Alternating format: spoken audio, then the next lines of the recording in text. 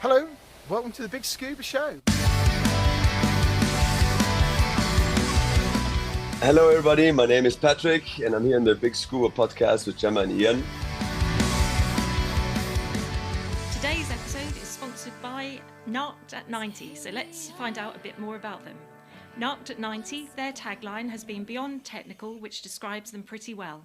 John Routley and Brent Hudson launched the company over 20 years ago. They are both technical divers who have logged thousands of mixed gas dives between them over a 30-year period.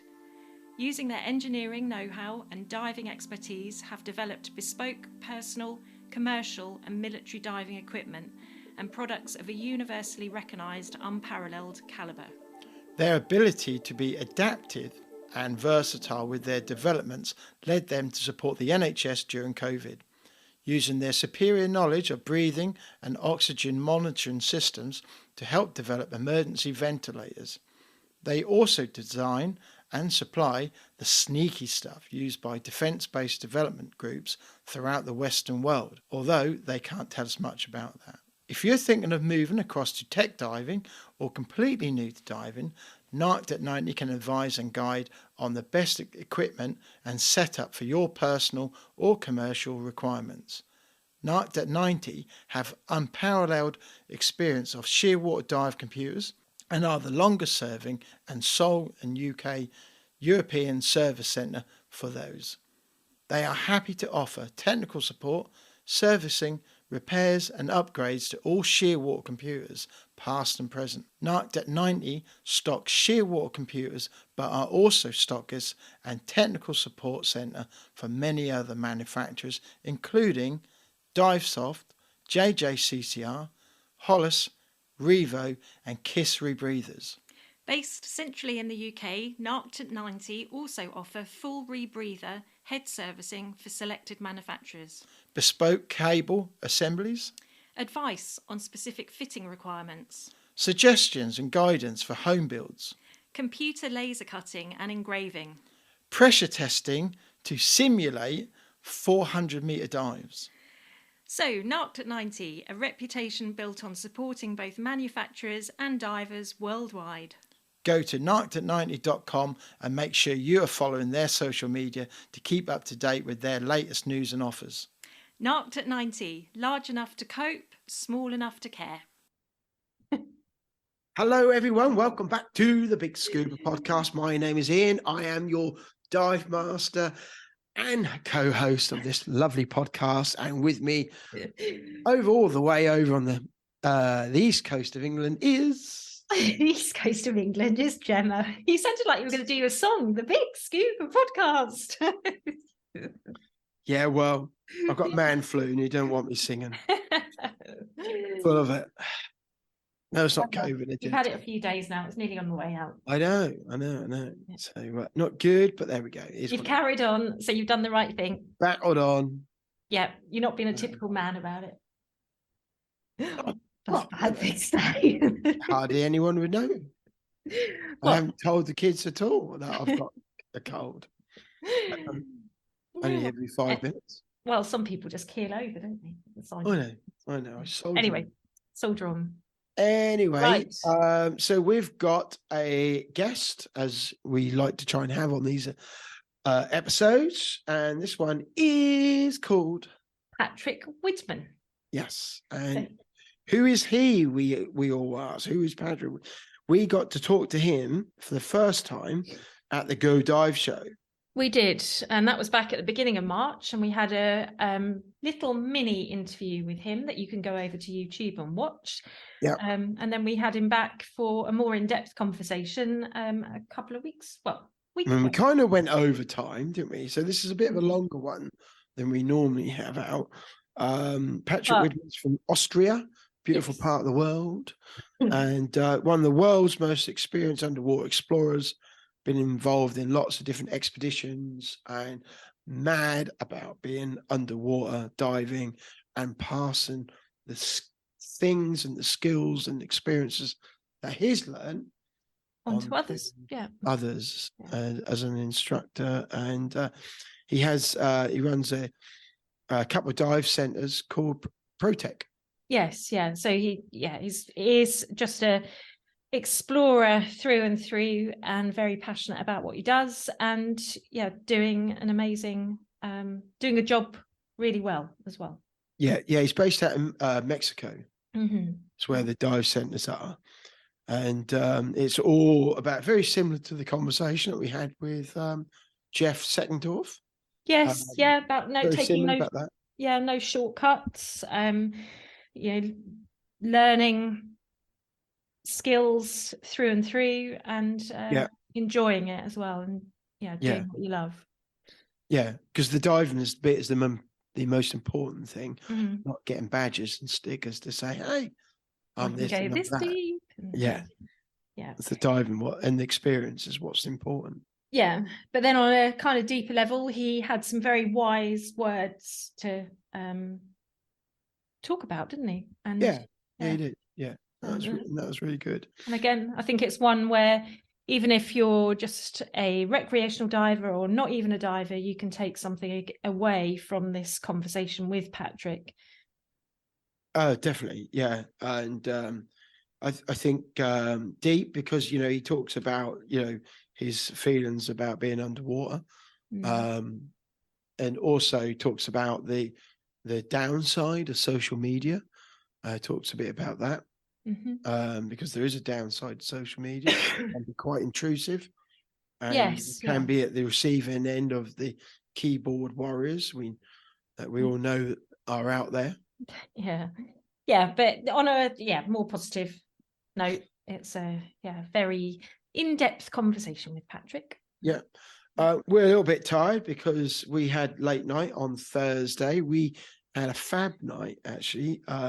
It was a long day, but totally worth it, and really cool. We got invited to go to the opening of the 4D experience, Dive the Mary Rose, at the Mary Rose Museum. And that's the Mary Rose Museum is in Portsmouth, which is on the south coast of the UK, in the heart of maritime history, and current maritime hub for the UK, where naval base is. So we went there Thursday evening, and it was so well attended by all people involved in the project Mary Rose. So obviously discovering it, the excavation, the archaeologists, and then the people that were the divers and raising it, and then obviously people involved in the museum to current day. So we've done some interviews. Actually, before we do that, the video lasts about 10 minutes, isn't it? There's an intro. Ross Kemp narrates the intro and just goes over, obviously it was discovered years and years ago, and then was discovered, and then the project to raise it, and then we all sat in a kind of little mini cinema in our seats, and then we had 4D glasses. Is that what we call 3D? We had 3D glasses, and the 4D bit is there's your seat moves. Oh, is it? Okay. And there's bubbles. So there's bubbles on the screen, and then there's bubbles actually coming down. So it's like, everyone had their hands out, didn't they, trying to catch the bubbles? Yeah. And there was even when the Mary Rose was raised, it was like you were on one of the boats, and you could feel the wind in your face. Yeah, very clever, very clever. Yeah, so that was really, really good. So we got to see that. We got to walk around the museum again, and then hear some speeches from people. Oh, there's people in costume as well, weren't there? Yes, yeah. We spoke to one of the queens, didn't we? Queen Mary. And there was beer. Yes, Powder Monkey beer. Powder Monkey beer. Yeah. Because that was rather quite nice. It was. I actually had my can last night. But, did you? I was going to have mine tonight. Yeah. So we got a little goodie bag. So that there was gin there, Portsmouth gin, wasn't there? Portsmouth gin's quite nice. I don't mind Portsmouth gin. Yeah, so it was just an amazing evening, really well attended, amazing people to talk to, and we did. Mother's Ruin. Did you know that? What, gin? Yeah. I don't know. Anyway, we're here to talk about diving, not alcohol. Usually go hand in hand. It's a bit like if you ever go shooting There's always alcohol. Guns gets mixed with alcohol. Diving, although shouldn't, usually gets mixed with alcohol. After diving. Yeah. So we left there. That was well after 10 o'clock, wasn't it? So crawled into bed not long before 3 a.m. Friday morning. We should probably just say, if you are, and actually you should book your tickets because it is definitely worth going. We've got Easter holidays to come and the schools are off. It is worth the trip down there. Go, if you haven't been to the museum, honestly, that whole area you've got at the minute, if you went next week, don't blame me if they're not there, but you've got the aircraft carrier sitting there. So one of two of the UK massive ones, aircraft carriers are sitting right there. I think that's the Prince of Wales. You've got another warship just around the corner from there. And then within easy access, which I do think you have to get separate tickets for, is HMS Warrior. It's another old ironclad ship. You then got HMS Victory, Horatio Nelson's flagship, well famous, and still part of the Royal Navy. All right. And you've then got access to other parts of the museum. Yeah, there's a naval submarine museum around the corner. And finish off, go to the museum, the Mary Rose Museum, go to maryrose.org, book your tickets, get in there, go look. Honestly, it's a thing for all the family. And the way the dockyard works, you can either buy separate entrance tickets to each of the museums, or you can buy one big ticket that you can then use for a whole year. So you can do one visit and then go back and see another museum. So exactly, it makes it quite worthwhile. And if you're more local, it's even more great value. That is. So I can't recommend it enough. And I took Honey and Halve there just before the lockdown, so that's before this was open, and they loved it as well. So. Yeah. And I went a month ago with my parents and was amazing. And then got to go again. Did you remember when we were walking through and the actual ship is there, not the pit, when you're upstairs, because there's two levels. One part you got all glass and that's sealed, and then the other pit and that's more open. On the top level. Yeah, and you get that woodiness, woodiness smell. Yeah, and you're in a controlled atmosphere because obviously the boat is continually monitored. It's in so much science involved, isn't there? And one of the ladies was telling us about the laser system that they've got, which constantly measures and the movement, or if there's any movement of the boat. Because obviously it's still settling on that frame. But don't take our word for it. Book your tickets. Hell no, go get them booked. There's loads of places to stay, and honestly, even if the weather's poop, there's going to be loads of things to technical phrase. There's loads of things to see and do down there. It is. You got Easter holidays. Go down there. Go do it. Yeah, and if you go, let us know what you think.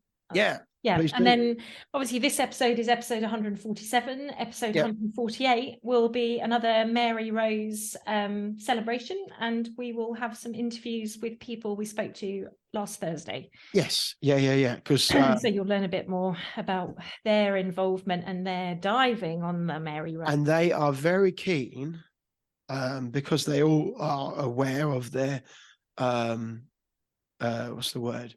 Autumnal years. Put it politely, that they are in their autumnal years, and they want to ensure the things they've learned, their skills, their knowledge, are all getting passed on. Exactly. So listen to the interviews. It's worth listening to. They are short. Maybe we can get them on for even longer. So it'd be good to get your feedback if there's more that you want to hear. One of the ladies, she used to work on Concorde. I know, yeah, amazing. And then she, from diving and being an air stewardess, she then went on to do a PhD in marine biology, and and a Women Divers Hall of Fame. Yes, yeah. So we actually spoke to a member Diving royalty. Yeah. She was one of two, wasn't she, in the UK at the time? Yes, yeah. Leslie Runnels. Stop and think about that. That is quite an accomplishment, isn't it? So Air stewardess on Concorde, then did a PhD, then got into diving and got into help and raise, one of the most famous wrecks in the world, the Mary Rose, and then got to talk to us. It's all downhill from there. Yeah, and we didn't even know she was a member of the Women Divers Hall of Fame until she just came out with it, and I'm thinking, what? Yeah, just brilliant. It just shows you never know what characters you get to talk to. No, you don't. In any walk of life, and always take the opportunity to talk to people. Don't let anyone ever tell you can't do it, because you can. You can, yeah, and that fits very well with what Patrick says at the end of his podcast interview. Anyone would think we just think of these things, but hey, it all gels together, just it like does. So, should we get him on? Yes, yeah. So this is Patrick Widmann, and episode 147 of Big Scuba podcast. Don't forget to go back to listen to the 146 other episodes as well. Right, enjoy the podcast, and we'll be back shortly. Do it.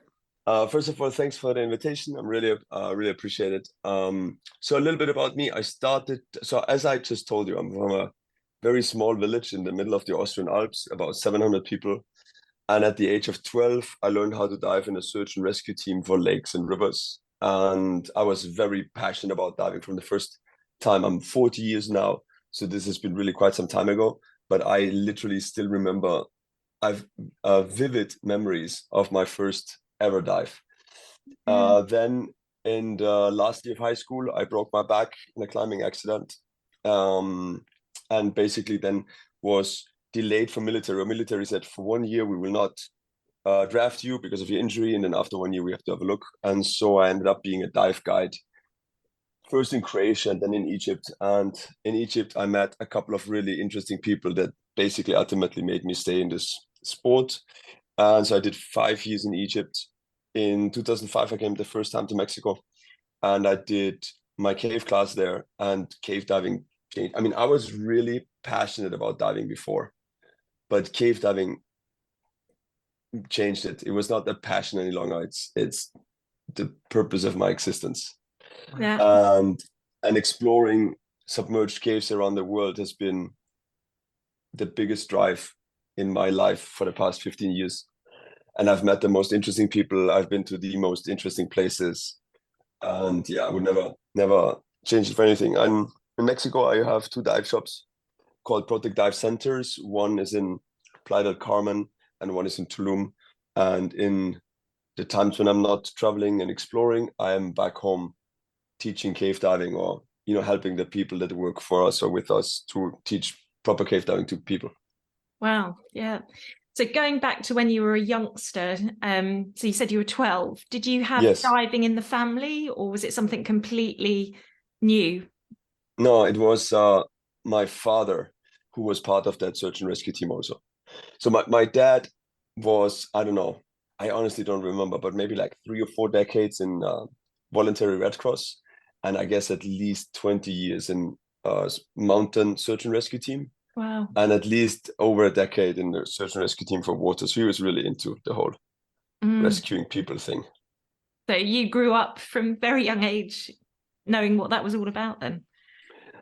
Yes, and it's a family thing. My brother is also, he's a paramedic for I don't know how many years also. So it's like a family tradition thing. I think I really enjoyed the diving, not specifically the rescuing people. I don't think that this was something that I took over. I for sure, because of my profession, I was definitely part in a couple of body recoveries in caves and stuff like that. So, when the call comes, I'm definitely there to answer it. But I have to admit, my main focus was definitely the diving part. And like I said, from the first dive, I remember how the wetsuit looked. I remember the seagrass, or like the lake grass moving back and forth. I literally remember absolutely everything in detail. So it was something that left an unbelievable impression in my life. Yeah. And what's the lakes like to dive in? Are they generally good visibility? Pretty deep? Absolutely not. Really? Generally deep, yes. We have a lot of lakes that are sub 100 meters deep. Wow. Visibility in the winter can be pretty good. In the summer, not that much. But it really didn't matter to me that much, to be honest. It was just being underwater. Yeah. Right, there is the silence. It's almost like a state of meditation. You're completely weightless. You're much more aware about your own breathing, because the sensation of breathing is different. You hear your own breath. I feel that you're much more in tune with your own thoughts, with the world, and how you perceive everything.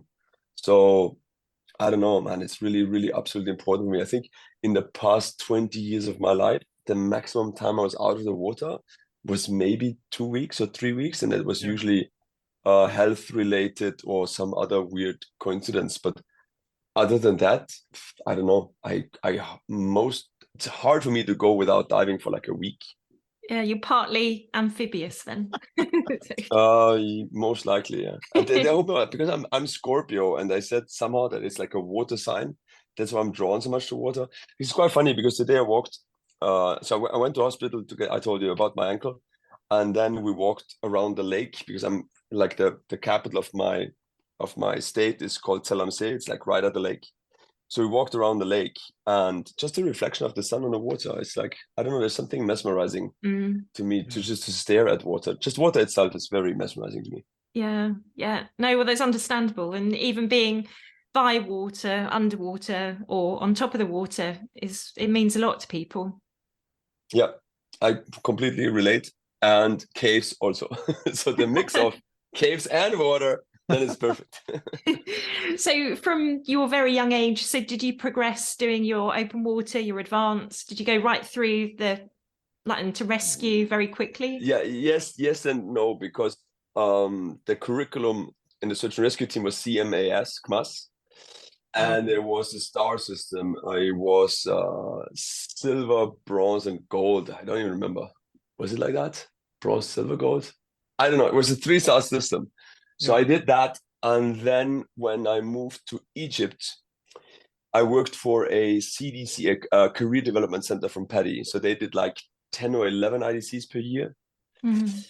And they were like, hey, we want you to do the PADI route. So then I had to cross over to PADI. So I did that. I became a dive master.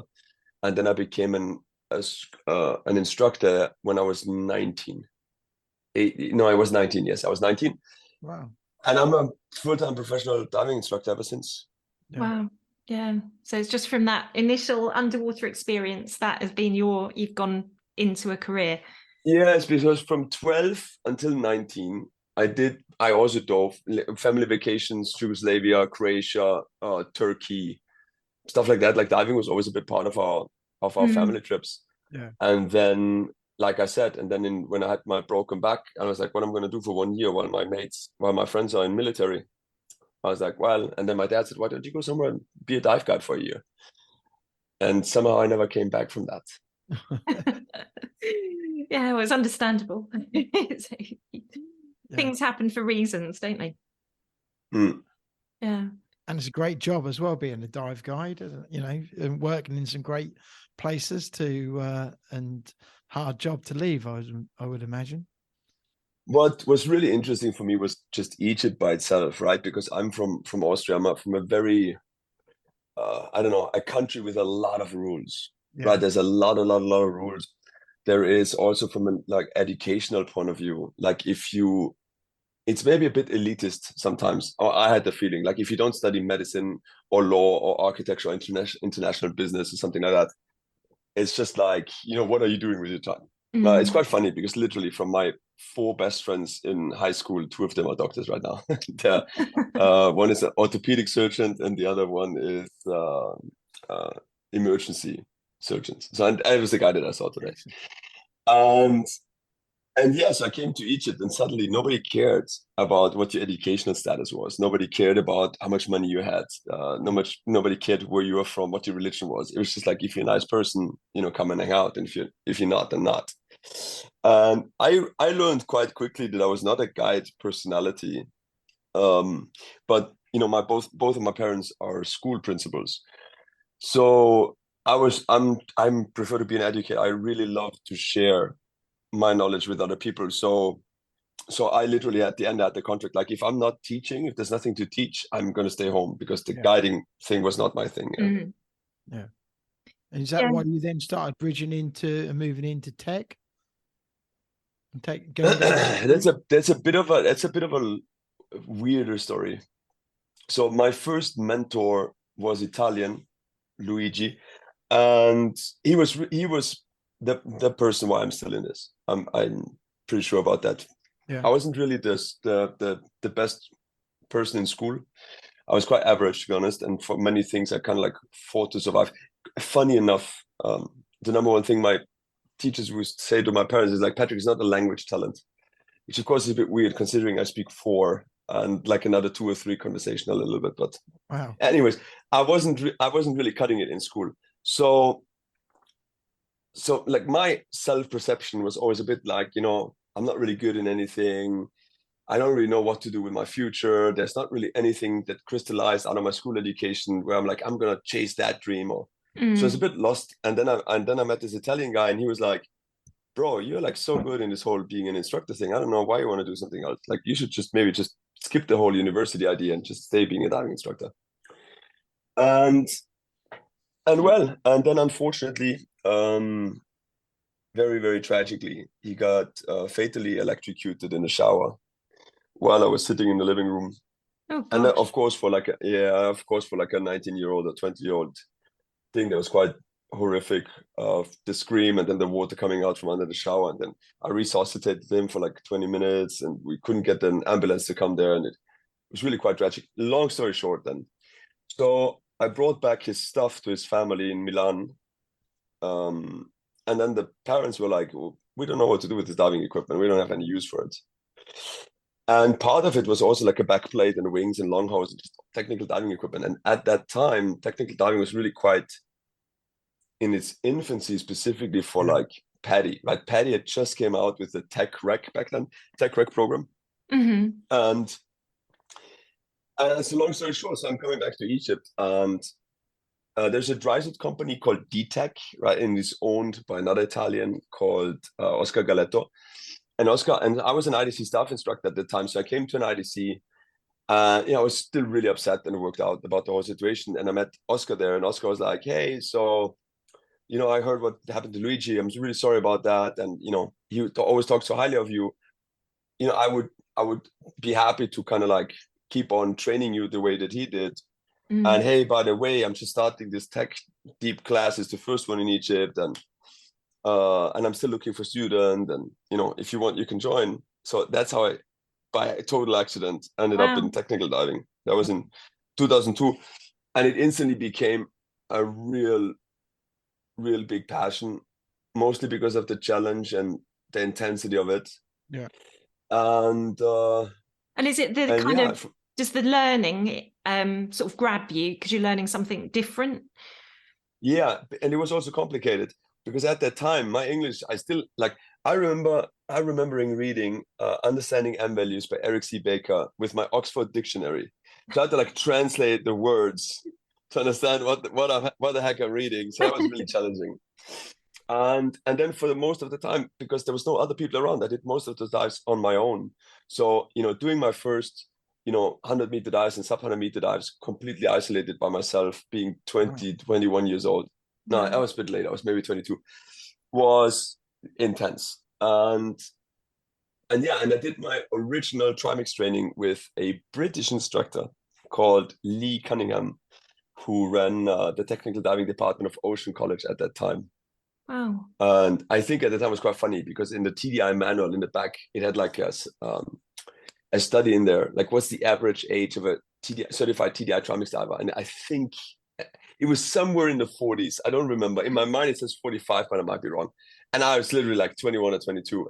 And he was like, dude, when he met me, because we only had like text messages, right? And he met me in Sharm and he was like, wow, you're like a kid. I'm like, I had like no facial hair, no nothing. That was quite funny. Yeah.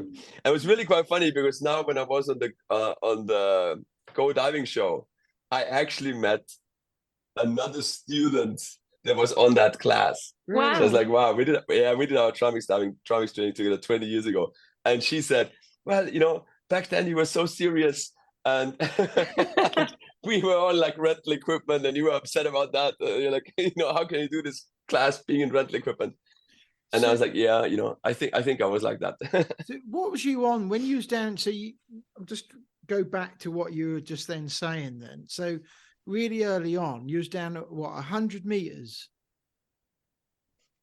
on your Yeah. own? Wow. Yeah. And Yeah. that's like, and without hardly any training? No. I did. That was You've after done your training training? with. Yeah. I just had no buddies.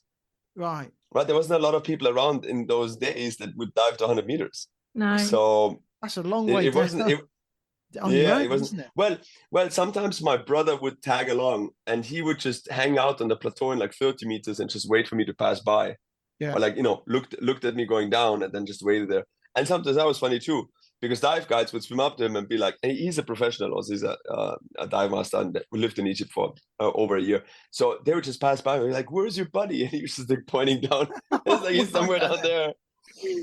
And then, of course, not always, because then I was in a project where we did a study, not we, I'm not the university person, but where they did study on black corals in the twilight zone. So we did some mapping there of a plateau, and we brought some samples up. So sometimes I also had buddies, of course, but not always. So what was you on when you was down there back then? Was it? Back then, I'm almost ashamed to admit that, but back then we used heli air, which was the thing to do at that time. It was 1052. Wow. But also I realized quite early enough that I got narked like there's no tomorrow. And that caused quite a bunch of anxiety and other problems. And so when we started to collaborate with NRC, which is the Nitrox and Rebreather College, in the dive shop where I was at, we were one of the first people to have a membrane system. So that means there was nitrox 32 coming out of our compressor. So then I started, instead of heli air, to mix basically helium with nitrox 32. So that would give you like a higher percentage of oxygen with a very high percentage of helium. Yeah, well, I could have really high helium, which would eradicate my narcosis, but not have a crazy low oxygen level. Mm. And is this on open circuit or rebreather? Yes, it's all open circuit. Right. And that gas was like a 1070. So 10% oxygen, 70% helium. And with that in 100 meters, I was pretty light. I was really clear-headed. Yeah. Mm. Wow. Certainly sort of a pave maker. Yeah. Yeah. So from obviously. Yeah, but in the same time, already at this time, I was standing on the shoulders of giants, right? I learned a lot of things from Oscar Galetto. I learned a lot of things from Lee Cunningham, but yeah, that was like before there was multicast computers, and like all of my initial dives were just done with tables. Yeah, amazing. And it's good grounding, isn't it? Because now, when you learn, you just briefly cover tables, and then you've got your dive computer. Yeah, definitely. And I also realized that. And this is something that I fight with a little bit nowadays, is when people just try to progress so fast through all of the educational steps, and it's made so much easier by technology. Right, for us to dive to 100 meters in open circuit with dive tables was pretty gnarly. Nowadays, diving to 100 meters with a rebreather maybe and an inline dive computer is like, I don't know, dude, it's pretty. You can teach that somebody pretty fast. Yeah. But of course, it's one thing to be able to do it, but it's the other thing if you have a lack of experience. Right, there's no substitute for experience. Yeah, you can like read all the manuals, watch all the videos, do an amazing job on all of the skills and drills in the swimming pool, but there's no substitute for experience. Right, and the problem is, as long as everything goes good, it's easy peasy. But the moment something goes wrong, without the necessary experience, you will realize very, very fast that you're alone a long way from home. Yeah. And that's a problem. Then it depends how people react to that. And does this now, you run ProTech, the dive centers. So is that the backbone and the fundamentals behind the teaching that gets involved with that? Certainly. In ProTech, because also as an explorer, I've been traveling so much to extreme remote areas like Madagascar and Haiti and Tanzania and other places, and we've done quite spectacular diving there. Yeah. Right. Haiti, for example, was not just 100 meters; it was like an hour bottom time in the middle of nowhere, an hour and a half walking away from the next village. Wow. So that's really big decompression with absolutely zero support. Yeah, well, you have just to be really quite conservative, right? Because there's no recompression, but you can't even do in-water recompression because it's not deep enough there at the cave entrance. And in part was like with completely improvised gases, welding shop helium, oxygen from the hospital, then try to find an adapter to make it blendable and stuff like that. So in all of this experience, obviously runs also into my courses. Yeah. And then specifically, being in ProTech and having other people come up in our curriculum is amazing, because then I can take all of the experience that I have and distill it and give it on to them, and then they can give it on to students. Yeah. But besides that, the majority of my staff by now has substantially traveled as well. So my staff has been diving and exploring in an incredible amount of places. Most of them have been to Madagascar on science trips, Sardinia, France, Florida, pretty much all of them. Amazing. Yeah. And that's all Mallorca. experience as well, isn't it? Of course.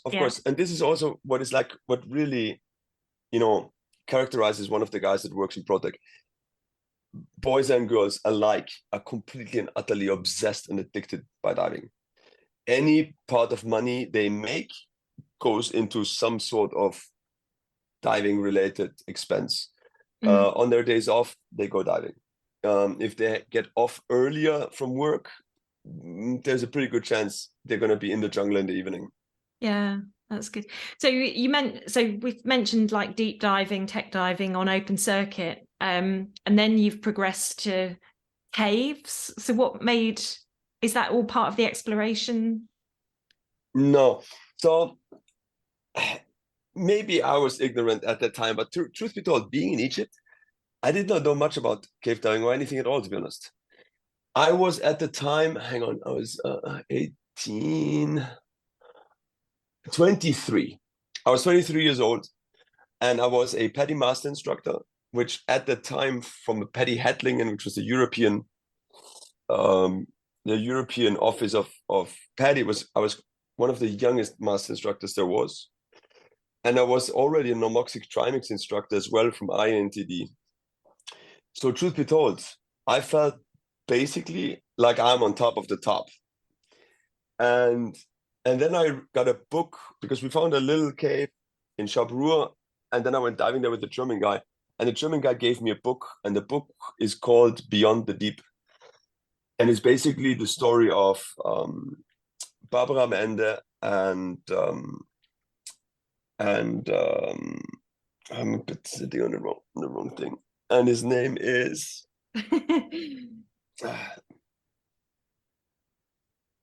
I can't remember his name right now. Give me 1 second. Bill Stone. Thank you very much, Patrick. Okay, so Bill Stone and Barbara am Ende. And Barbara am Ende wrote the book about their expedition to Huatla, which is a high plateau in Oaxaca in the state of Mexico. Right. And at that time, they were exploring literally the deepest caves. I think at the current state, it's 1,900 meters down. And they had to pass several water-filled knees to get there. And it's like a 2-week type of expedition. But anyway, so I received the book from this guy. And I opened a book in the middle. And you can basically see them sleep on a ledge, like we use in alpinism. Yeah. So they're sleeping on an artificial ledge with the water-filled crevasse beneath them, and it's illuminated, and the rebreathers are hanging there. So, and as I'm reading this book, so this Bill Stone guy basically works for NASA and is a NASA engineer, and he realizes exploring those deep caves that he would just run out of cylinders, right? And they would go from aluminum tanks, then they would go to carbon fiber, so they could bring more tanks, and then they would always run out of breathable gas, because you cannot transport the compressor underwater. So once they pass several sumps, because not only do you have to bring yourself over in the cylinders, eventually if you want to sleep there, you have to bring camps over, right? You have to bring food. So, and all of this consumes compressed air or compressed gas. And so he then built, I think it was one of the first exploration rebreathers at that time, called FRED, fail-safe rebreather for exploration diving. Later be known as Cisluna, which is the most famous old school rebreather. And in fact, Buddy Inspiration. So before AP built the Inspiration, Buddy Inspiration basically was kind of like copying it a little bit, because even that yellow box was how the Cisluna looked like. Of course, the Cisluna was way more sophisticated, way more expensive, and way more complicated. But the inspiration then ultimately became like the first, quite, I don't know, commonly used rebreather, and it was very much similar, a lot of similarities to the Cisluna at that time. Mm-hmm. And it was also my first rebreather. The first rebreather I used was Body Inspiration 2005, I think.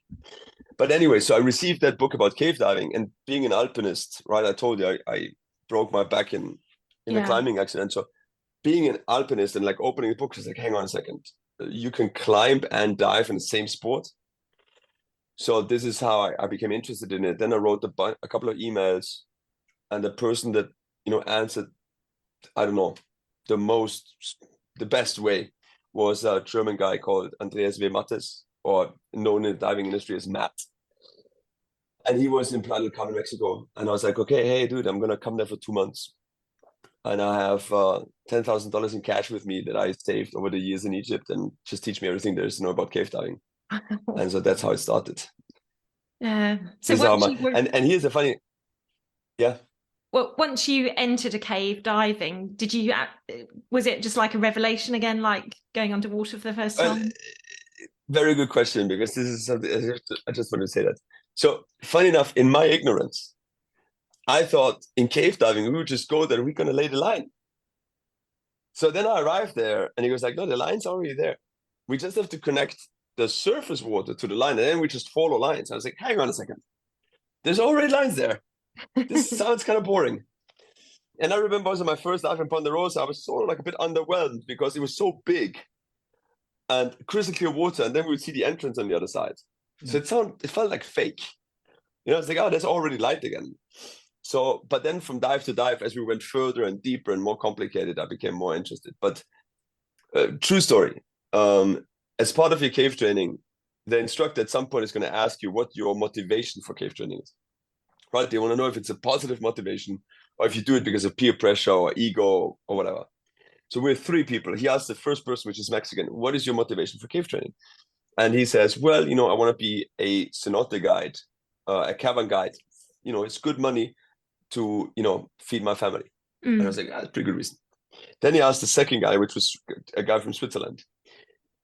And he said, well, I want to be cave trained because I'm really into the technique, right? The propulsion techniques, and how to be flat, and how to reverse rock kick, helicopter turn, like all of the complexity of cave training is really interesting to me. And then he looks at me, and I could not relate to either one of them. I was like, I want to explore. Like, why would anybody do this if you don't want to be an explorer? Like, I want to be an explorer. Yeah. And funny enough, Matt was quite laughing about that at the time. And by complete coincidence, at the end of my stay, they did an IANTD like information evening, and they had Paul Heinert there, absolute legend, and Sam Meacham. And Sam Meacham presented I think was Discovery Channel or BBC, I don't remember. Maybe it was Discovery Channel, The Hidden Worlds of the Maya, something like that it was called. And it was him and Steve Bogarts, which is British also. Yeah. Them basically exploring the Mayan underworld. So I'm like watching this video, and I'm just so mesmerized by it. So at the end of the show, I'm like sitting with Sam on the bar, and I'm like, yo, Sam, dude, how in the world do you get that job? Like, how in the world do people pay you to go explore caves? Little did I know, there's nobody that pays you. But if you have a good enough job with enough free time, you make enough money, and you have enough spare time to go explore on your own. But yeah, it's kind of cool. So he spent literally like an hour. He was working for a university in Texas, if I'm not mistaken. And so we talked like for an hour maybe about, what it is to be an explorer. And it was quite the interesting situation when, like, I don't know, 10 years later, I was just coming back from the 3rd or 4th trip to Madagascar, and we had been like, in every news outlet, New York Times, CNN, NBC News, you name it.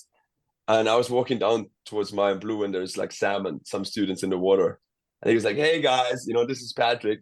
He's like the cave explorer that's currently envied by absolutely every cave explorer in the world. And I was like, dude, I'm only in this because of you. Wow. That's kind of cool. Yeah, well, it just shows you where we always say, like for new divers, when they're just starting out, you never know where it's going to lead. And, you know, it could be a career, it can be like a pastime, but the world is it. Diving has so many directions that you can go. Yeah. And you proved that. It's almost endless. I just hung out with Toddy Veldele, which is the owner of Protec in Sardinia, and it's obviously an unbelievable, famous European cave explorer. And we just talked about that. And it's like, you know, man, if I think about all the things that I know, right, about physiology, about physics, about mechanics, right, hydraulics, compressors, chemistry, the absorbent, if I distill like how to run business and marketing and how to do trips, and if I think about all of the different jobs that are all living in my head at the same time, we are underpaid by a lot. but it's interesting what you say about new divers, because I receive quite a lot of messages. I would say at least one per week, maybe sometimes twice per week, of young divers that send me a message on Instagram or Facebook or got a hand on my email, and they're like, "So Patrick, you know, I've been following you, doing this or doing that." And my question is, you know, how do you do this? Like, how do I end up? If I want to have a life like yours, how do I do that? And the reality is, there's really no secret to it. I'm from a single raising mother that's an elementary school teacher, principal, so money was, you know, pretty average, I'd say. But the reality is I just, you know, took diving not like a hobby. When I was in Egypt, it was more like a university thing. So I literally read absolutely everything there was on the internet at that time, or anything else I could get my hands on it, no matter what language it was. I would just translate it and learn it. From the very beginning, I would choose my instructors very, very carefully. Take Lee Cunningham, for example. So my mother had just arrived in Egypt. And back then, for her to come and visit me in Egypt was pretty out there financially. But I had a chance to jump on a course with Lee 2 days later. So my mom arrived in Hurghada, and I was like, "Hey, Mom, sorry to tell you, but I have to go to Sham. I'm going to be back in a week." So she was not very happy about that. So it also comes from a lot of sacrifice. You know, you really, so if people think, you know, you're just going to be on the beach and you're going to do some diving and later, it's like, of course you can do that. But let me tell you out of experience, I don't know a lot of people that stayed with recreational diving for a lifetime. That was usually people that started as a second career, maybe at age in their late 30s.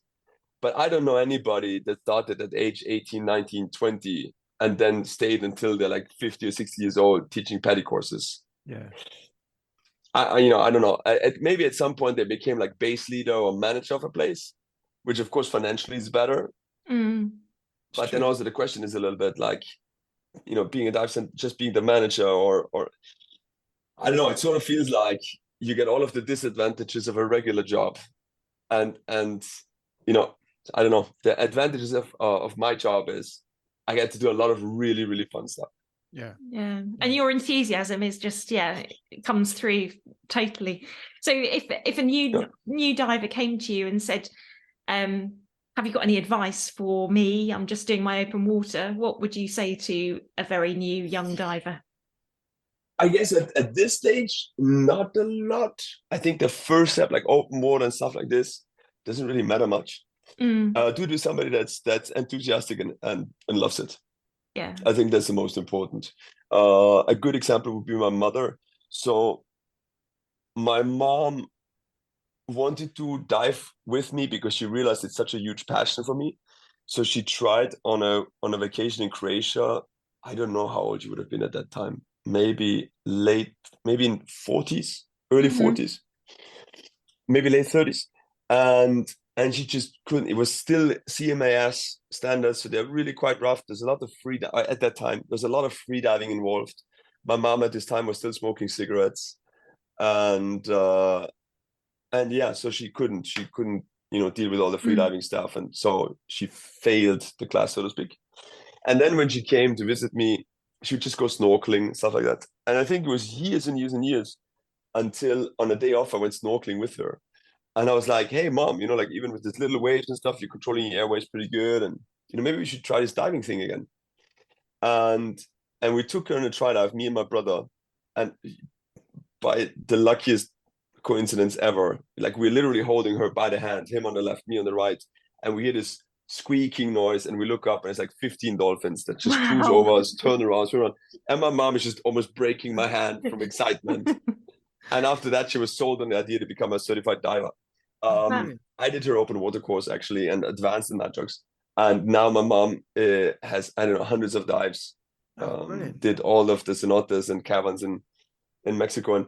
And I think this is also something that is really important for me as a diving instructor, is it's so easy when your students struggle with a specific skill to just be like, well, they're just stupid. They're just not capable. They're just this or they're just that, because it makes you feel better about yourself, right? It's your ego protecting yourself. It's not like, well, maybe I'm not a good instructor, but maybe I'm not able to break the skill down in an easy enough way, or maybe I'm not able to show it in an easy enough way for them to understand. Right? It's easy to be like, just blame the student. Right? You're just not good enough. And this has been really important for me, because ultimately an instructor like that costed my mom maybe a decade full of amazing experiences underwater, a decade of diving with her children. So I'm trying to convey that also to my instructor candidates and also to my staff, right? Sometimes we have, of course, a WhatsApp group, and sometimes they're like, well, my student is doing this and my student is doing that.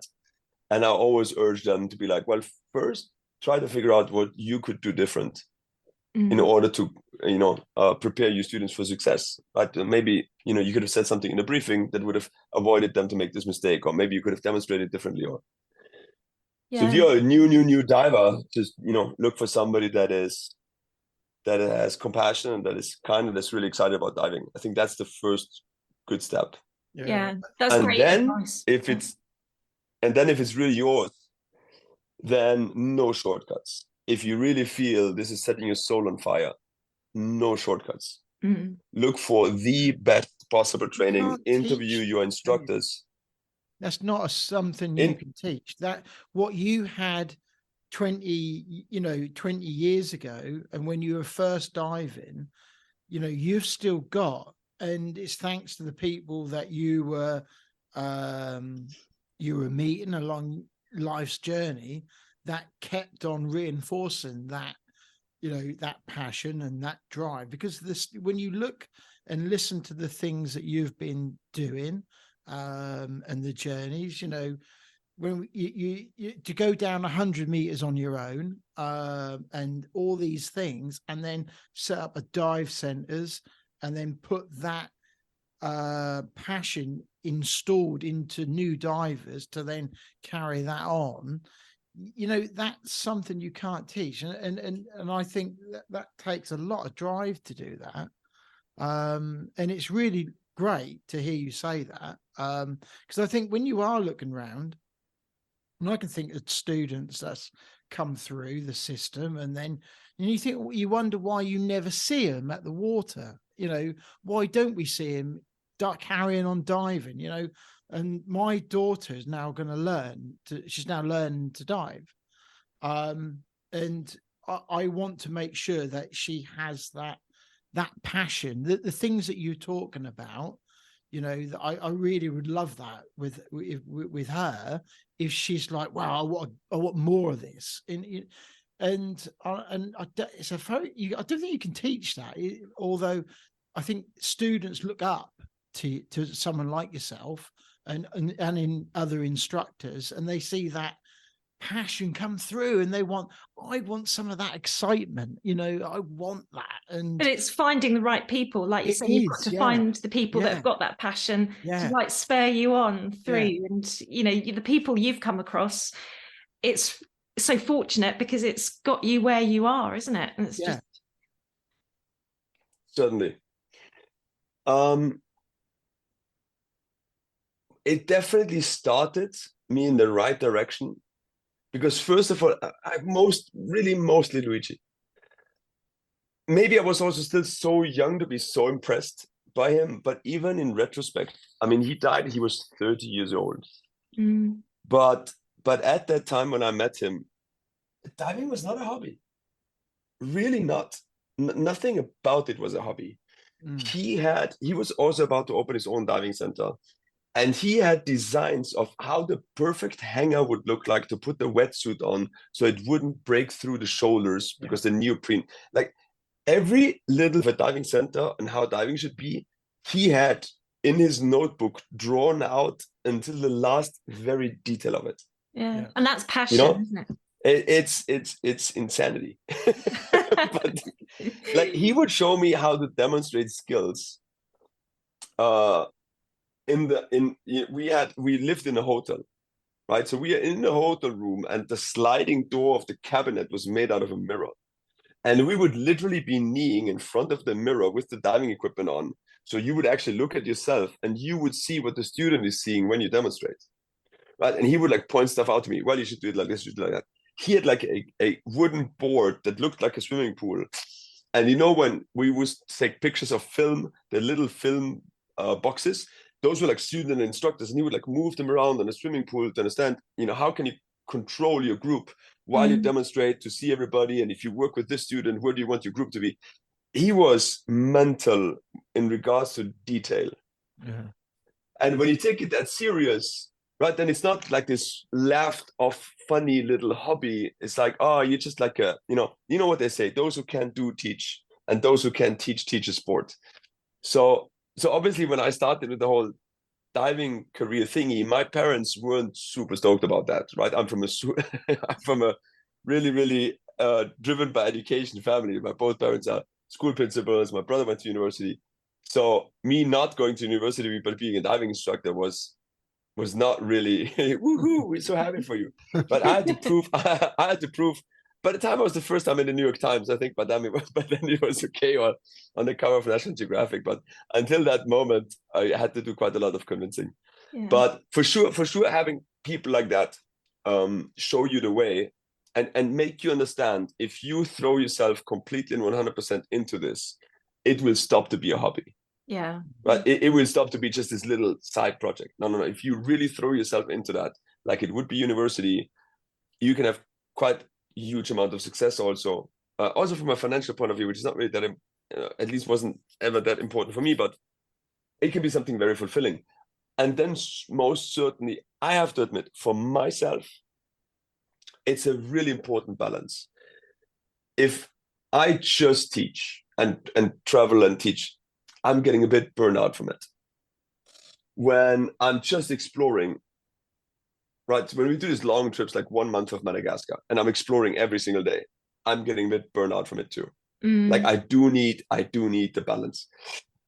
And besides the balance, something that is extremely important for keeping a passion alive, it cannot be monotonous. So something that's really important for me is, traveling and teaching people in different environments. Because it produces a lot of pressure, right? If people pay your flight and your hotel to go from really, really far, so besides the normal course fee, they have to pay another $1,000 or $1,500, of course, split between the students, but it's still, it increases the course price by quite a lot. You have to deliver. You can't rock up there and be like freighting around. You know what I mean? You really, really, really have to show them why they went through the trouble of not going with a local instructor, but flying you in. So that produces a lot of pressure. Then specifically for me, that I'm mostly diving in warm waters, suddenly to be in like 4-degree water, 5 degrees, 6, 7 degree with heated clothing and like all this undergarment, it puts a lot of pressure, right? Because I still have to perform to the level that they expect me to perform based on, like videos of Mexico or what they know about me. So obviously I say yes to those things because I'm excited about going somewhere new. The week before, I hate it. I say to myself, why did you do this? You could just be at home, be in your own house, play with your dog, go to the gym, do the diving in the places that you can do it half asleep. Why did you have to go across the freaking world and do it there? But when you're there, it's different. But then when you're there and you do the first day and people just go like, wow, then you go like, yeah. So it definitely keeps everything super exciting. And yeah. And it just shows how infectious when you're with people that have got passion, you know, like yourself and you then students, and then, you know, you're bouncing off each other, aren't you, with that passion and enthusiasm. And you can definitely see people that go through the trouble of literally headhunting their instructor, right? That means they have read up on you. Like I sometimes come, like they know exactly who I am, where I'm from, my past, what I did. It's quite impressive sometimes. So when, you know, in my opinion, that's a bit what it takes though, right? If you really want to take this serious, if you're in a place where you can just run through certifications without ever having the feeling to have achieved anything, if you could do like 7 certifications in 1 year with the same guy, there's something wrong. And the problem is you think you're achieving a lot, but at the end of the day, you're going to climb up that monkey ladder of certifications. And then you're going to reach the top and you're going to feel like you've achieved nothing and it was all worthless. And then people are just dropping out of it. When you research your instructors and you go to people that really know what they're doing and what they're teaching, you will find it way more challenging. That is so and true. Second, they will not wave you through certifications like it's going out of style. And in that moment, when you put that importance to what you do, that's what you get back. What you put in is what you, it sounds like a cliche, but it's really what it is. It doesn't matter about the agency so much, it's about the person. And I was looking to move up to go down like the tech route or side mount, something like that. I would be looking at, as you said, the instructors, because you want to have that. You don't want to be just a number. You don't want to be another tick in the box for them. You want that passion to come through, that they're excited when they see you excited, and that don't always happen. And I've seen that myself. And I think that's brilliant. Yeah. And another tip that I always give, you know, what I see sometimes when an instructor has their self-esteem from being an instructor, right? If their self-esteem comes from whatever plastic card they're holding, they're not always the greatest people, because I feel there's a lot of condescending, there's a lot of patronizing, there's a lot of like, you know, like I'm the big star instructor, label. So I think if you go to people that do a lot of diving in their spare time, right, and they do a lot of challenging diving, then teaching is like, you know, I'm an instructor for this, but really I'm more a diver than an instructor, if that makes sense. So then usually they are like easier to deal with, I find. And also anyways, if somebody's only jumping in the water to teach, at the end of the day, right, teaching is sharing your experience. This is really like the word teaching just means you're sharing. You're sharing your experience. If somebody only collects their experience during teaching other people, how much experience do you really have? It's quite interesting for me sometimes when I'm in a parking lot in something and I listen to people teaching serious ability, and I just like listen to what they're saying and I look at them and I ask myself, have you ever been in serious ability? Or has that been like only blindfold during training? So, because a lot of the stuff that doesn't really make a lot of sense in real life. Or sometimes I see on Facebook when people come up with like solutions to, you know, how to cut the line when you're entangled in it, and they have like all of these contraptions and I'm like, that's just really not how real life is playing out. So, you know, sometimes I'm like, when people just teach something but don't actually really experience it in real life, they also tend to like imagine this like weird things that would actually go down, but they kind of like don't, because that's not how real life is. So I would really recommend to people, research your instructor. It would be great if that person teaches quite a bit, because that usually means they know something about educating others. But in the same time, you want them to be diving a lot in their spare time in as many different environments as possible, so that they can take all of this experience and distill it and give it to you. Yeah, no, that's really good advice. The enthusiasm comes out. So if you could take 3 people diving, they don't have to be divers, but just for the experience of diving, who would you take and why? Wow. Past, present, famous, like anybody in the world. Absolutely anybody. Yeah. My grandmother. Because she's too old to do that. She's going to be 97 Wow. April 2nd. And she has lived through a lot of my adventures from the distance. So I guess it would be cool to like share that with her. Yeah. After that, I would like to go dive with Jack Exley, who was an absolute pioneer in cave diving and a guy that I really, really, I read a lot of books about him and stuff that he did, so that would be really cool. And then, yeah, I have to admit, I would most likely go with another diver from the past, rather than family members or some famous people. I think I would take Jochen Haselmeier as the other one, which was basically Jack Exley's German counterpart. Right. Who is, by the way, still alive, but he's paralyzed and actually went back diving like in a little submarine. Wow. But I guess meeting him and diving with him, I guess it would be also cool if he could then swim in my fantasy dive. So that would be pretty great, I think. No, they're really good answers. Yeah.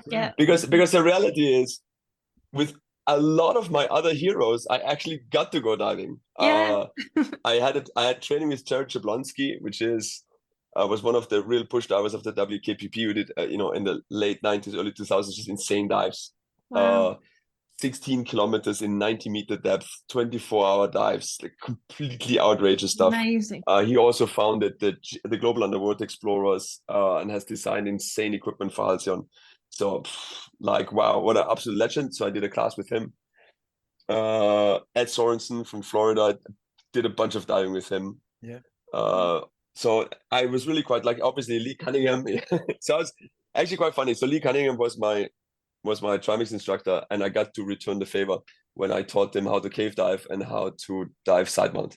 So, and also funny enough, Oscar Galetto, which was my mentor in technical diving, also got to teach him how to cave dive and how to dive side mount. So, but there you go. That comes back to you sharing your knowledge and sharing your enthusiasm. You're giving back what you had given to you, didn't you? Yes. And then I dove with Brian K. Cook, absolute legend also. And funny enough, when we were there in Bahamas, he was like, "Hey, do you guys mind if a friend of mine comes tomorrow?" I'm like, no problem. So next day, this guy comes and I look at him like, "Man, I know you from somewhere." And he's like, "Well, my name is Kenny Broad." And I'm like, "Hang on, Kenny, are you in that book, The Deep Descent from Barbara Bender and Bill Stone?" And he was like, "Yeah, that was me." And I'm like, "You gotta be kidding." So basically, I went like full circle when I actually met one of the people in the book that got me to go cave diving in the first place. Yeah, incredible. Yeah, really amazing. Yeah.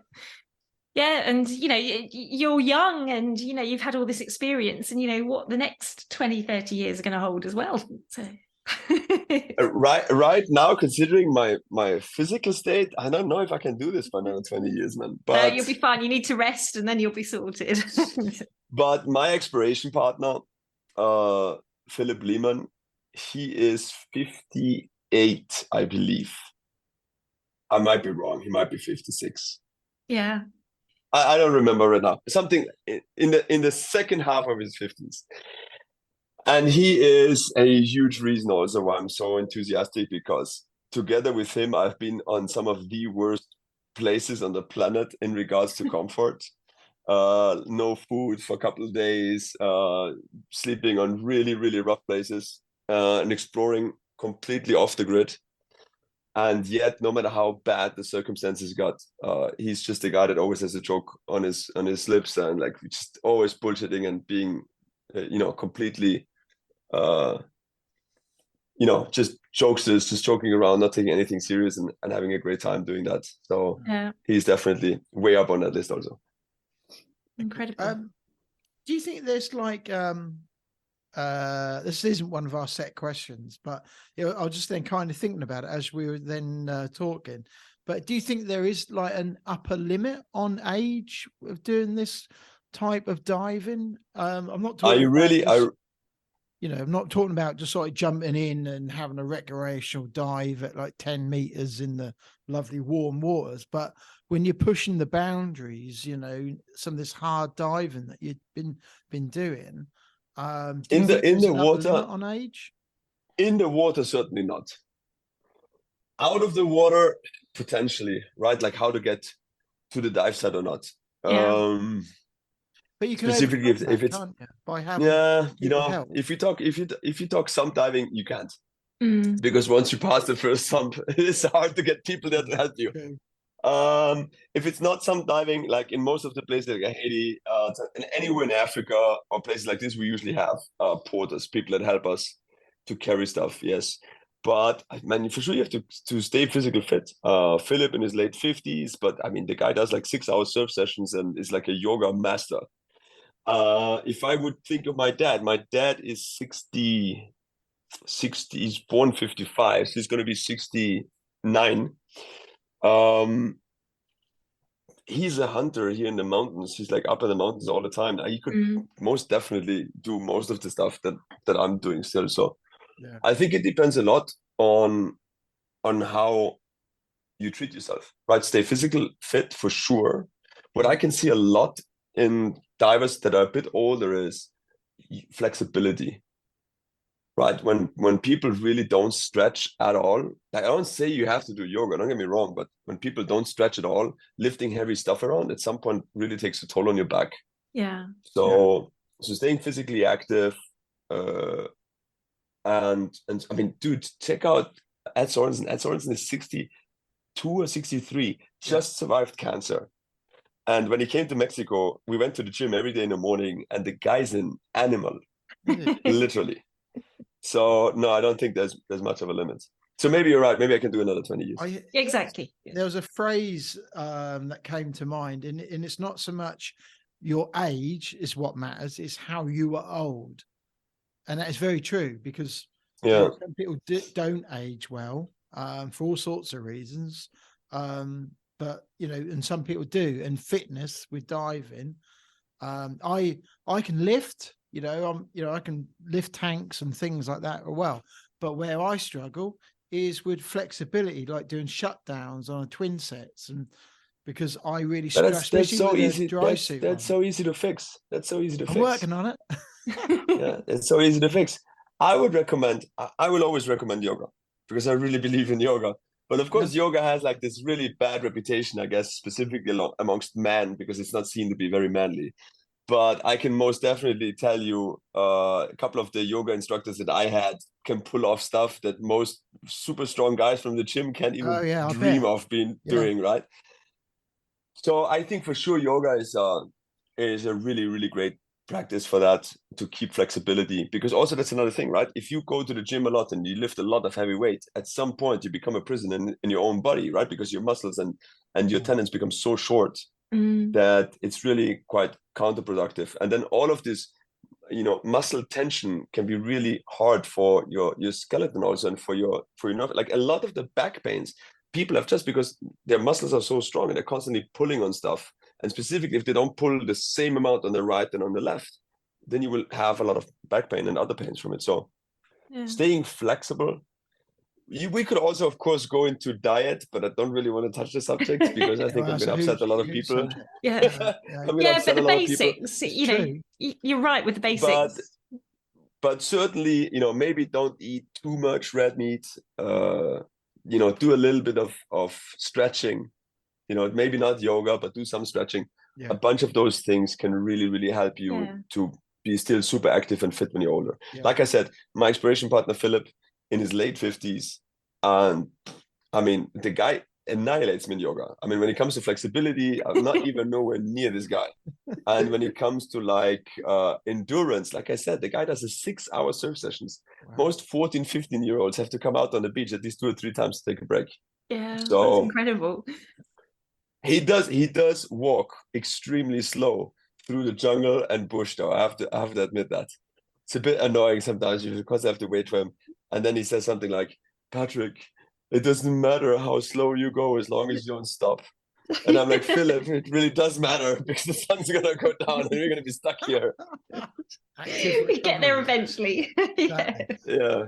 So you come over very confident, and I'm sure you are, and everything you've said reinforces that.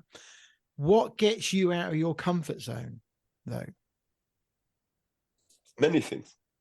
Like what? You see, I'm very confident confident when it comes to diving.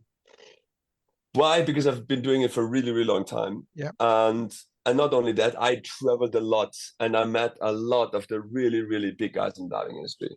Paul Toomer, for example, that runs raids, that very, very big on the UK diving industry.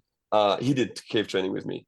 So I've been around since a really long time, and I trained and have been diving with a lot of really, really big names in the diving industry. So I know what I know, and I know what I don't know, if that makes sense. Yeah. Right. I certainly don't know everything. That's the fun part about diving also. Every year, you also find out all of the stuff that you have absolutely zero idea about. Good place. So, which also keeps it interesting, right? Because there's so much more to learn. I'm most definitely a better diver than I was last year. Yeah. And most definitely than 2 years before that. I also practice a lot. When I mean practicing diving, I don't talk about like doing shutdown drills and launching SMBs. I talk about going into a shallow pool, removing my fins, and then holding trim position with my legs closed, trying not to move an inch, right? And engaging my core muscles, trying to stay balanced, because if you really boil it down, there's no skill in diving. It's actually difficult, right? Imagine the most difficult thing that you can imagine, the valve shutdown drill, okay? If you can sit on a table while doing it, do you still consider it to be difficult? It's really not, right?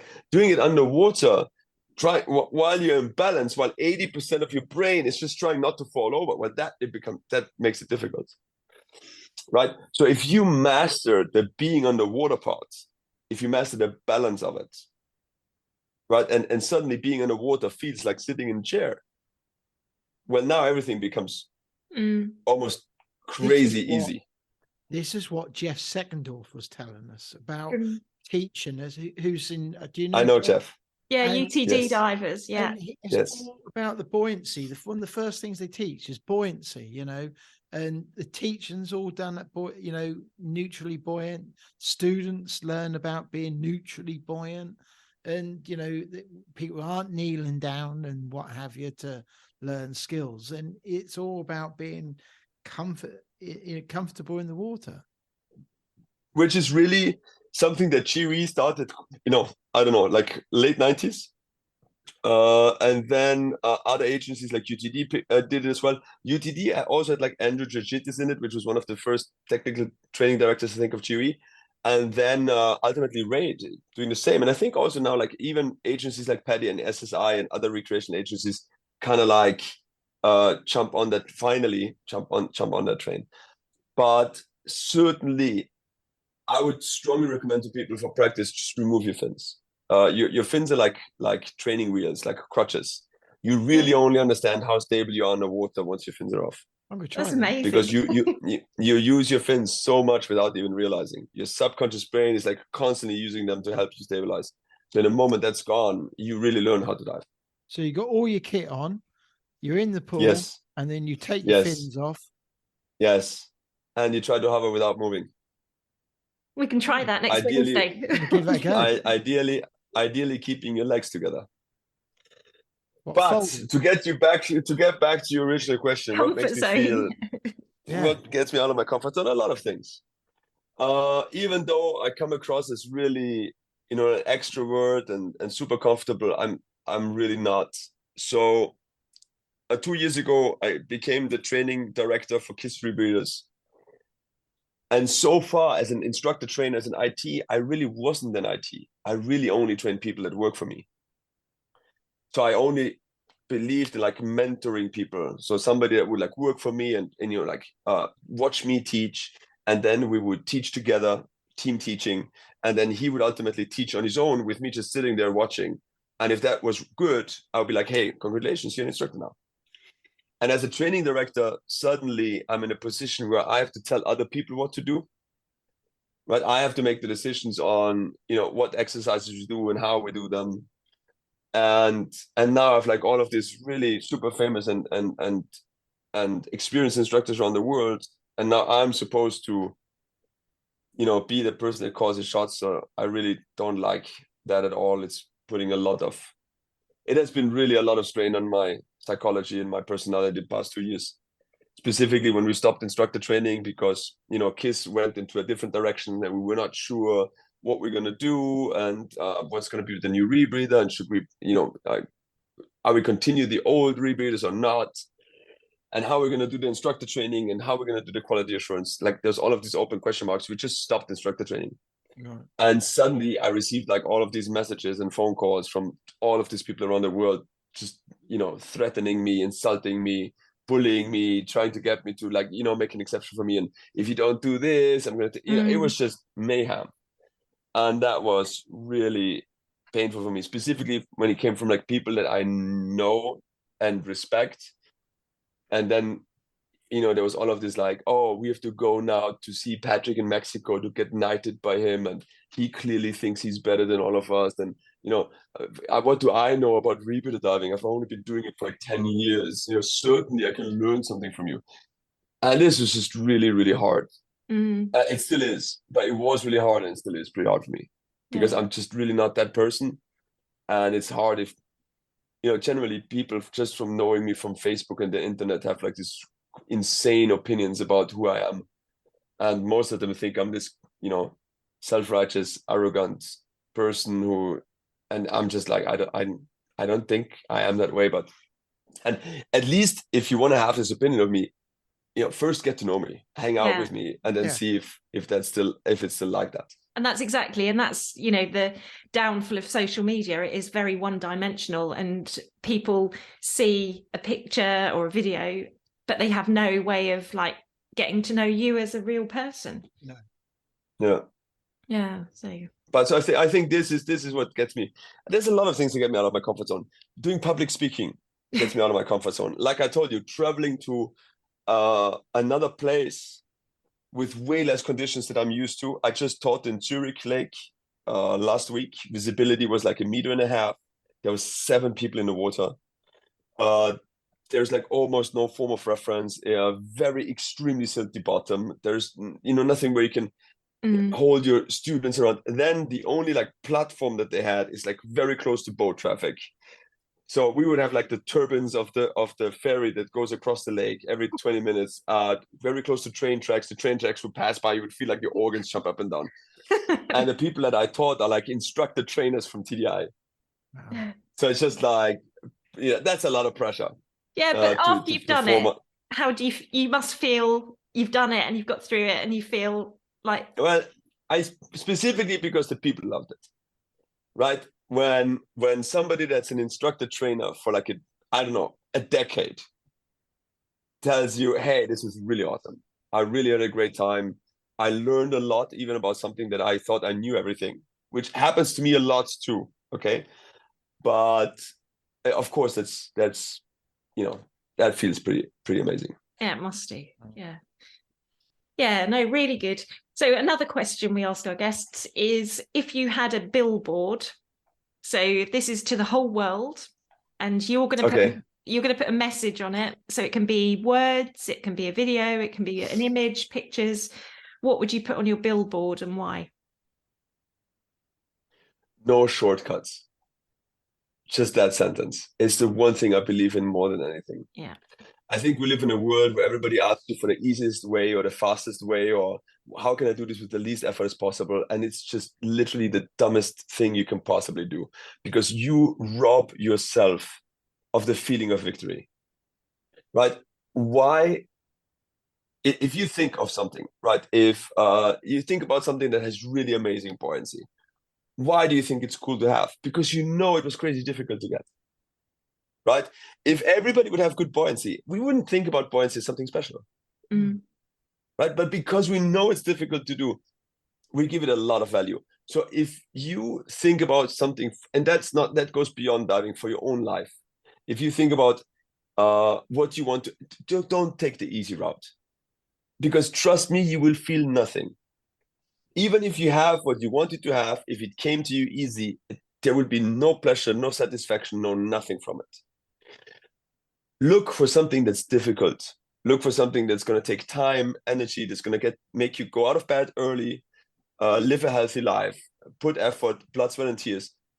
That is going to give you a feeling that no other person, no drug, no absolutely nothing will be able to reproduce. And once you feel this feeling one time, it's going to be completely infectious, and it's going to make you addicted, and you're going to have more and more and more of this feeling of victory, of just like looking for something that seems completely unattainable and impossible. And then you just reach it. Yeah. So don't look for shortcuts. Never. No. And I think that applies to anything. I've been listening to a podcast about anything. Yeah, ultra, or people that run and then they do a marathon and then they do an ultra marathon, and that becomes a drug for them, and then they have to do more and more, but they enjoy it and it's a challenge. And you can just see how infectious. I think they're crazy. Right, but yes, but it falls in that category. Yeah. Well, you can apply it to any kind of. It's like people that learn to drive. They can do like a really quick 3-day course, or they can do a long course. But who gets the most experience and the most enjoyment? It's the people that do the long course. Yeah. But certainly just don't take shortcuts, right? And I think in marathon running, there's not a lot of shortcuts, but certainly in diving, there's a crazy amount of shortcuts, right? You find the right guy, you can be from nothing to whatever you want in like 18 months, just being $10,000 poorer. And this is just crazy. Right? Finally, a side story. I have an employee currently. He came into my office some 5 or 6 years ago. And he must have been like 23 or something like that. So he came into my office and he said, hey, I would like to work in ProTech because you guys are clearly like the coolest shop around here when it comes to technical and cave diving. So I want to work for you. And I'm like, okay, what's your experience? It's like, well, I'm a rebreather instructor. I'm a this instructor and that instructor. I'm like, hang on a second. How old are you? You're 23. So you can only be a diving professional since like 3 or 4 years. I'm like, okay. And then he said, well, and I'm really super tired of just doing like DSDs in open waters. And I'm like, hang on a second. You've been doing DSDs in open waters for how much time? Like a day and a half? Get out of my office. Get out of my office. Get some experience. Learn how to speak Spanish. Get your shit together, and then come back and see me again. And I was sure I will never see that person again. About a year and a few months later, he came back into my office, and he was like, "So I taught these classes. I went to these caves. I learned. I'm on a Spanish school since 6 months. I can do this and I can do that. So what's up?" And yeah, he's been working for me ever since. and yeah, he's really quite exceptional. I think in every trainer's life, you always kind of like hope to find people that are similar to you, maybe not so much in skill or whatever, but just in attitude and how they see the thing, that they love the thing that you love as much as you do, and they're going to give it as much respect, time, and effort as you do.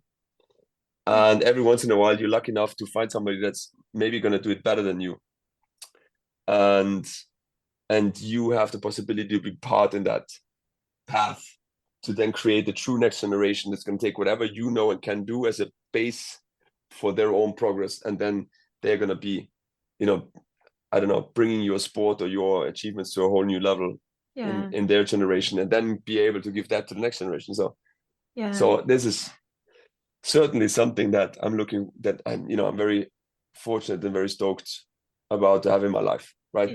To really find people that take this to heart, that be like, I don't want nothing for free. I don't want nothing given. I wanna have the highest, most unattainable goal possible, and then I'm gonna spend my life trying to reach it. Yeah, and that's a great way to kind of pull the podcast to an end. That message applies to divers and non-divers, and it is a life lesson, isn't it? I definitely think so. Yeah, I definitely think so, because living my life, I spend a lot of time very far away from my family. I haven't seen my family on a regular basis since I'm 19. But there's always moments, like the last time I felt this was in Brazil during exploration. It was very far to get to the water, and I actually didn't dive. But because Brazilian team members had a gear malfunction, I just helped to bring their equipment to the water so they could go diving. And they couldn't believe that. They were like, hang on a second, you came all the way here from Mexico, we invited you, and you're not going to dive, you just help us to carry the equipment so we can go dive. So one of them, actually, funny enough, he said, you're so different than what we thought you are. And I was like, I don't know if that's a compliment or not. So anyway, so they go underwater, and I'm just drenched in my own sweat, because I was just 3.5 hours just nonstop hauling equipment in and out of the cave. So I'm just like completely exhausted, sitting on the floor, plunged in my own sweat. And in that moment, I just sat there and I thought, wow, I can't believe where I'm sitting. Right? I'm in Brazil. I'm from a 700 people village in the middle of the mountains nobody knows about. And I'm in Brazil exploring a virgin cave. And I just, all of the experience and stuff that I needed to be efficient, to bring the equipment here and to do all of this, I just can't believe it. And I had to think about my family, and I got really emotional, and I started crying. And I sent them like this 10-minute voice message, which obviously didn't go through in that moment because there's no reception, but I did. I recorded in WhatsApp, and I'm like, I know it's such a huge sacrifice not to see you guys ever, and I missed, the youth of my nephew, and I missed so much time with my family. But at the end of the day, being here and experiencing those things is just so completely overwhelming, and I'm so grateful for it. And Yeah. I don't know, it's just whatever sacrifice I had to make in my life, and whatever pain and hardship I had, it's just worth it just to be here and experiencing this. Yeah. No, that's pretty awesome. Yeah. No, it's really good. So if people want to find out more about you, where is the best place for them to go? I would just send them to the Protec webpage. It's protecdivecenters.com. I think that's the easiest. And me in person, social media, I reckon, just on Facebook or Instagram. Yeah. Well, we'll put those in the show. I'm not super good with the whole social media thing sometimes. When I'm traveling and I have more spare time, then I'm more on it. When I'm posting, not that much, but I do like the stories. But when I'm in Mexico and I'm like head over here and like work, I usually kind of like drop it again. Yeah, no. Well, it all takes time, social media. We know that. It's just time consuming. So. But no, that's been an awesome podcast. So thank you very much for all your inspiration. My pleasure. Yeah, no, it's been awesome. Yeah. Yeah, really good. Yeah, really. I really had a great time too. Yeah, no, I'm really pleased that we connected and you've come on, because that podcast will really inspire a lot of people, I'm sure. Yeah. I certainly hope so, because life is short, and I just hope people go out and find something that they love and then let it consume them and just throw themselves at it. Yeah. Because if there's anything that we can take with us into the next life, it's maybe the experiences that we had on this planet. And so don't wait. Don't waste your time. Just go out and do something that's cool. That's right. And it's like coming across people like you, you've inspired me. I'm sure you have, Ian, and you'll inspire our listeners as well. So it's I hope so. No, it's been brilliant. Thanks very much for coming on. So thanks to you guys. Have a good one. Well, we want to say thank you to Patrick. What a great guest. Great guest. And hour and a half we've been talking, and so much in it, and to come off the back of when we were talking to Jeff Seckendorf, there's a few similarities there. And right from the start, one of the questions I just never thought of, I wonder if he could have mapped out, and saw where he is now when he first started. And, it brings us back to that same thing, is that when you start diving, you never know where it's going to lead. And that's one of the things I've been saying to Honey, the whole open water cert, is literally just that first step. The very beginning, but everything that he said, it applies to anything in life. And he's an amazing diver. He's got amazing experiences, amazing future ahead of him. But his grounding and in just the well, it's like nugget. He's given us so many nuggets tonight of and life inspiration. I wasn't expecting this, and I get what he was saying, that people said to him, they weren't expecting like that, because I think he when you speak to him, like when we spoke to him at the Go Diving show, he was quite reserved. And and there's obviously a lot behind that, with I've mentioned it a couple of times in the podcast, but can you imagine going down and being down at those depths on your own? And that's not an easy task. And I'm sure there'll be tech divers to shout and back going, yes, it is, or whatever. But on your own, when you're pretty new to it, that's quite a feat, isn't it? But also that he's seeked out the people that he wants to dive with or want to learn from. That is just that's made him the guy he is today. When we think of some of the people we've had on, who said similar things, and it is about that instructor. It doesn't matter about the agency quite so much, because if somebody isn't an engaging instructor, you are going to learn from them. If they care about their students and know that, they're putting that fire in them, those students are going to pick that up and go, I want some of what they've got. And can you imagine if every young diver that's about to start their open water had that Patrick passion. And this is where it is exciting, I think, especially for people like Honey, because you got people who will be coming on, if they get in with an instructor like Patrick, the Jeff Secondors, the Christinas of this world, who are it's not just about the dive, it's the way they teach, it's the way they come over. It goes deeper than the diving. Well, they're going to say, hey, I want some of that, mix that with science and things like that, and the world's your oyster. And look at Patrick, he's been to so many corners of the world, remote places, and you can see that really. But this is where worlds get changed because of people like this, because people like Patrick give us stuff. They do care, and we need that in the diving world, and we need that as a world, where they are engaging and go, I do care that those people understand that, this is serious business, but look where it will then go. And that's really, really good podcast. And he's kind of inspired fire within me, and it's just and I'm sure every listener that has listened to that podcast will feel the same. But oh my God, what a small world, because like some of the names I know. he was reeling. That was like yep. And Ed Sorensen, what have you, he's like, wow, these are all names. Kiss Rebreathers, and Nart at 90, Service and Kiss Rebreathers. It's all linked. It's all linked.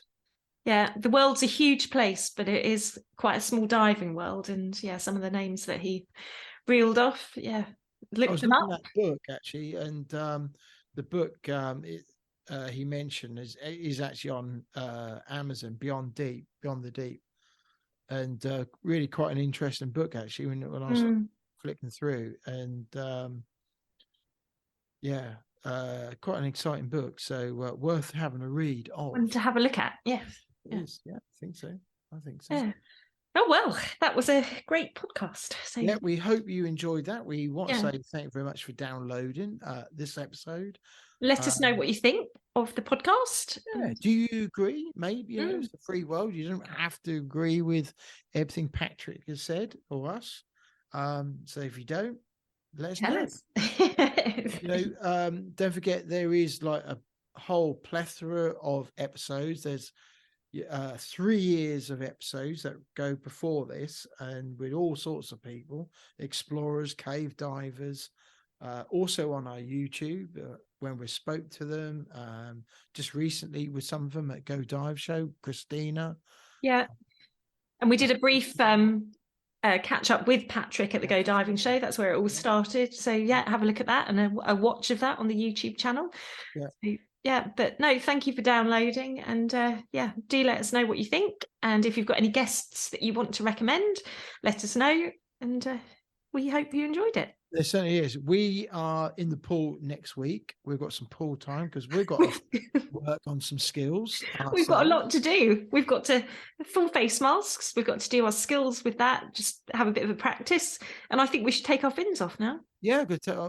Yeah, why not? Yes. And try. And it is tricky. You know, Polly was saying this to Honey and one of the other girls last night. You know, in shallow water,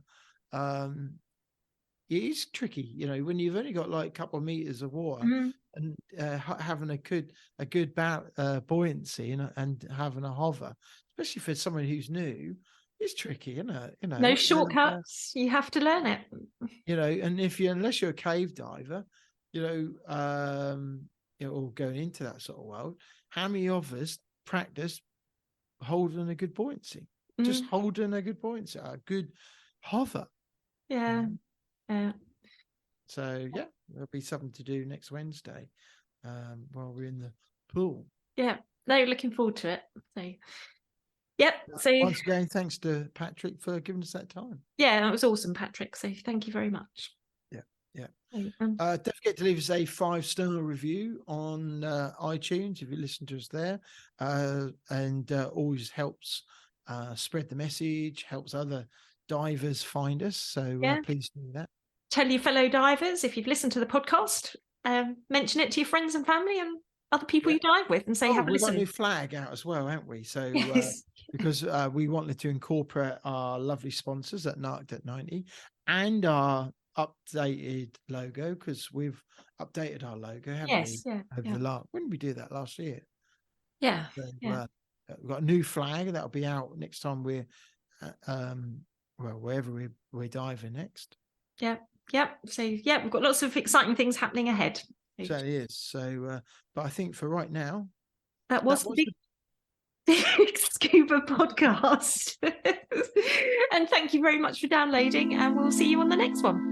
See you soon. Thank you very much. Now that does wrap up today's episode of the Big Scuba podcast. But if you want to hear more from the podcast, make sure you hit that subscribe or follow button depending on what platform you are listening on. That way you will never miss an episode from us. But if you are listening on Apple Podcasts and did enjoy what you heard today, we would really appreciate it if you head to the show page to leave a 5-star rating and review. It really does help us. If you do, please take a screenshot of that review and send it to us on Instagram, and we'll give you a shout out to say a big thank you.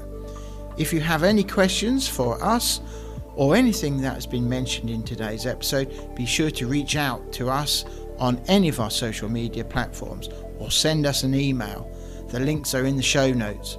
We will get back to you no matter what. If you have made it to this point in the episode, we both want to say a big thank you for tuning in, and we'll see you on the next episode.